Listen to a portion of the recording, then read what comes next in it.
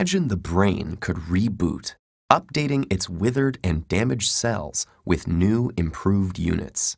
That may sound like science fiction, but it's a potential reality scientists are investigating right now. Will our brains one day be able to self-repair? It's well known that embryonic cells in our young, developing brains produce new neurons, the microscopic units that make up the brain's tissue. Those newly generated neurons migrate to various parts of the developing brain, making it self-organize into different structures. But until recently, scientists thought cell production came to an abrupt halt soon after this initial growth, leading them to conclude that neurological diseases, like Alzheimer's and Parkinson's, and damaging events like strokes, are irreversible. But a series of recent discoveries has revealed that adult brains actually do continue to produce new cells in at least 3 specialized locations. This process, known as neurogenesis, involves dedicated brain cells called neural stem cells and progenitor cells, which manufacture new neurons or replace the old ones. The 3 regions where neurogenesis has been discovered are the dentate gyrus, associated with learning and memory, the subventricular zone, which may supply neurons to the olfactory bulb for communication between the nose and brain, and the striatum, which helps manage movement. Scientists don't yet have a good grasp on exactly what role neurogenesis plays in any of these regions, or why they have this ability that's absent from the rest of the brain.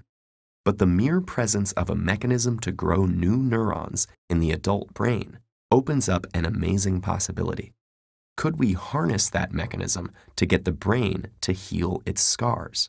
Similar to how new skin grows to patch up a wound, or a broken bone stitches itself back together. So here's where we stand. Certain proteins and other small molecules that mimic those proteins can be administered to the brain to make neural stem cells and progenitor cells produce more neurons in those 3 locations. This technique still needs improvement so that the cells reproduce more efficiently and more cells survive. But research shows that progenitor cells from these areas can actually migrate to places where injury has occurred and give rise to new neurons there. And another promising possible approach is to transplant healthy human neural stem cells, which are cultured in a laboratory, to injured tissue, like we can do with skin. Scientists are currently experimenting to determine whether transplanted donor cells can divide, differentiate, and successfully give rise to new neurons in a damaged brain. They've also discovered that we might be able to teach other kinds of brain cells, such as astrocytes or oligodendrocytes, to behave like neural stem cells and start generating neurons too. So, a couple of decades from now, will our brains be able to self-repair? We can't say for sure, but that has become one of the major goals of regenerative medicine.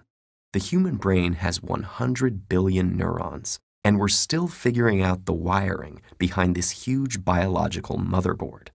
But every day, research on neurogenesis brings us closer to that reboot switch.